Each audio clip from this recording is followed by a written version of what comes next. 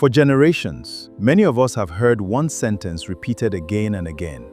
If a woman doesn't marry, she will die alone. But what does the evidence actually tell us? Sometimes someone says, "My aunt never married, and she was lonely."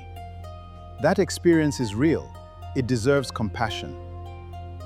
One personal story is meaningful. What usually happens across an entire population? So one experience can teach us something and present everyone. Exactly. That's why research examines across many lives. So let us ask the question carefully. Do unmarried women actually die alone?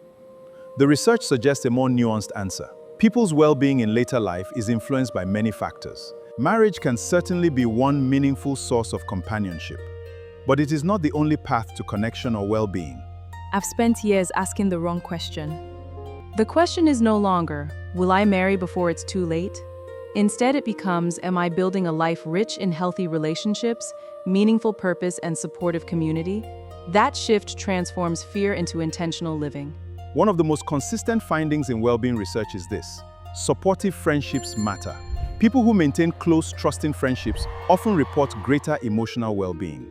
A good friend cannot solve every problem, but they can remind us that we do not have to face life alone. I spent so much time worrying about a future husband. I almost forgot the people already walking beside me. One of the most consistent findings in well-being research is this: supportive friendships matter. People who maintain close, trusting friendships often report greater emotional well-being. Of course, every family is different.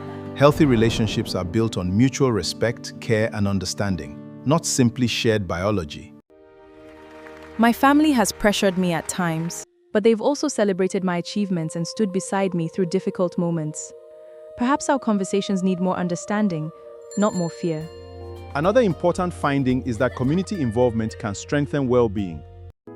Living alone is not the same as feeling alone. So loneliness is about the quality of number of people around you. Exactly. Connection is measured by emotional closeness. Marriage can provide companionship when it is healthy and nurturing. But marriage itself is not a guarantee against loneliness. The goal is not simply to be married.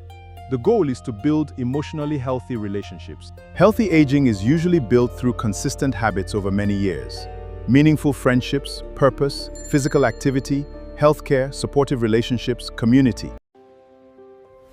So preparing things for old age begins long before old age arrives. Exactly. The future is shaped by today's small decisions. A meaningful life is not something we postpone. Perhaps I should also prepare for the life I want to build every day. It is something we practice. I'm no longer planning only for a wedding day. I'm planning for a meaningful life. A meaningful future is built through intentional decisions repeated over many years.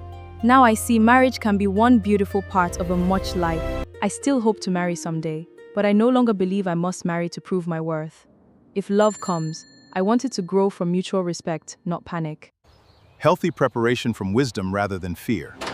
Today, I choose to build a complete life. I will remain open to love, but I will never again allow fear to become the architect of my future. Amina's greatest transformation was not changing her relationship status. It was changing the story she believed about herself. She no longer measures her life by fear-driven deadlines. She measures it by purpose, integrity, healthy relationships, and contribution. That change does not guarantee an easy life, but it gives her a stronger foundation from which to meet whatever the future holds. Financial independence isn't simply about becoming wealthy.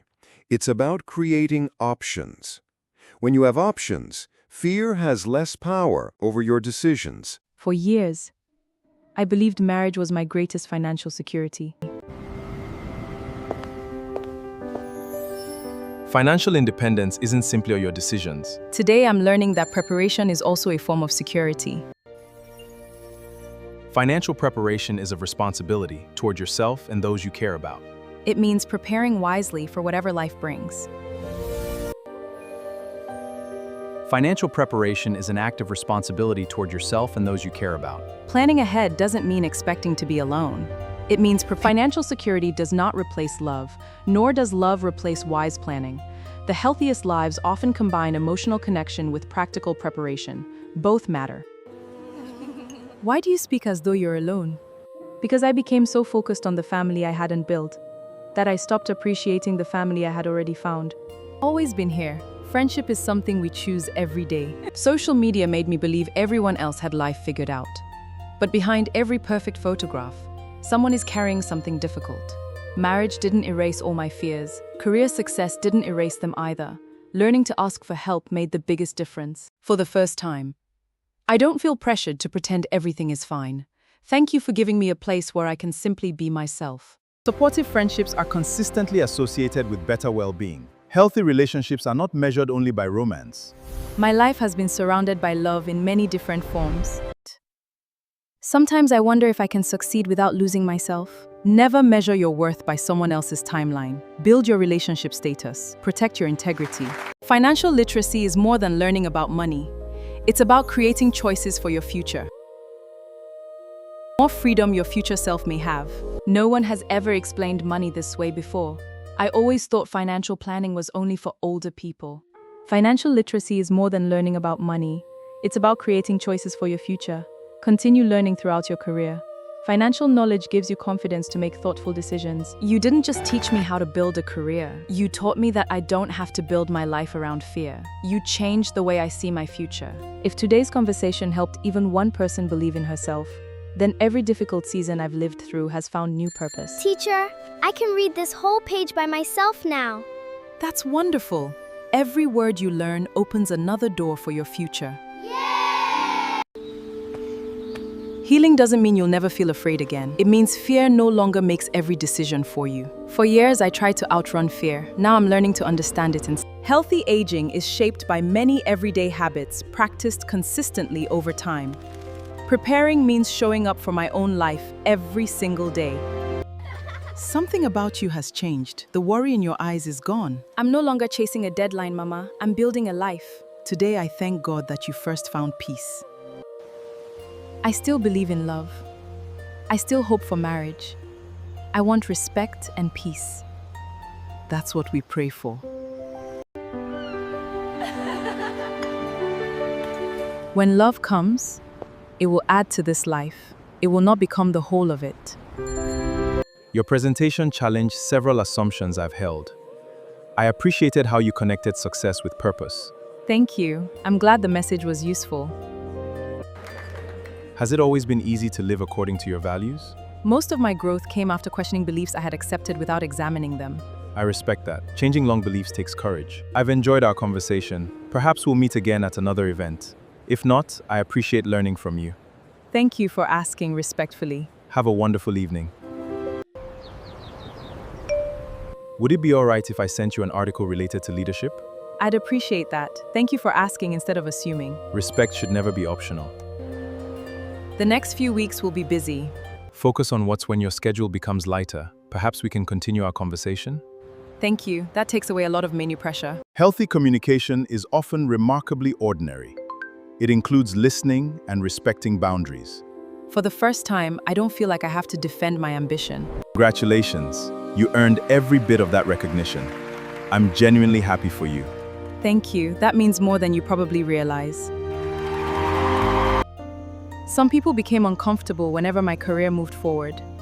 It often felt like I had to choose between being successful and being accepted. I don't believe love asks people to become smaller. A healthy relationship should make room for both people to grow. If one person succeeds, both should celebrate. When I imagine a future partnership, I think about trust, kindness, shared purpose. And making each other's lives richer. For the first time, I'm asking a different question. Can we build something healthy together? that's the question worth asking. For the first time, I'm not evaluating someone based on whether they can rescue me from loneliness. Please forgive me. I waited here for almost 30 minutes if something had happened. You're right. I should have called. I'm sorry for leaving you wondering. That wasn't fair to you. Can you tell me more about what you felt while you were waiting? It reminded me of moments when people made me feel unimportant. Thank you for trusting me enough to cause your peace matter to me. I can't promise I'll never make mistakes, but I can promise I'll take responsibility when I do. I want us to solve problems together, not against each other. Healthy conflict is not the absence of disagreement. It is the presence of respect. Trust grows not because conflict never occurs, but because both people repeatedly demonstrate that the relationship is more important than their egos. This feels sometimes the greatest sign of a healthy relationship: excitement. It is the quiet presence of emotional safety. I've enjoyed getting to know you, only if you genuinely want to. Yes, not because I'm afraid of being alone. I'm choosing this relationship freely. Then let's continue learning about one another. I want to live well, love well. The healthiest relationships bring together two individuals who have already learned to live with purpose. A meaningful life isn't measured by one milestone.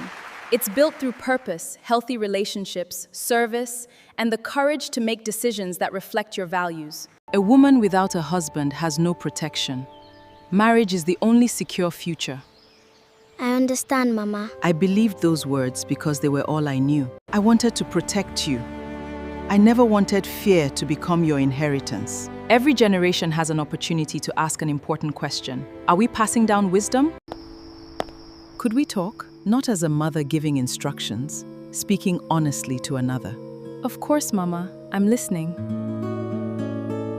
When I was your age, marriage was protection. I repeat the advice given to me. Thank you for telling me the truth. I know it came from love. Mama, you taught me kindness. You taught me resilience. Love and fear do not have to guide us. I'm proud of the woman you've become. I encourage you with hope.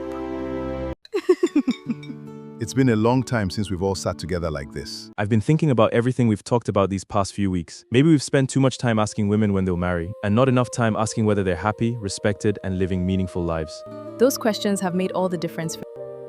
I want my sons to value partnership. Strong families are built on respect. Marriage is a beautiful gift. Growth is the refinement of wisdom. Today I understand that wisdom protects better than fear ever could. I still pray you find a wonderful husband, a man who is emotionally mature, who celebrates your dreams, who respects your voice, who walks beside you as an equal partner. But I will never again make you believe that your worth depends on marriage. Your worth has always belonged to you.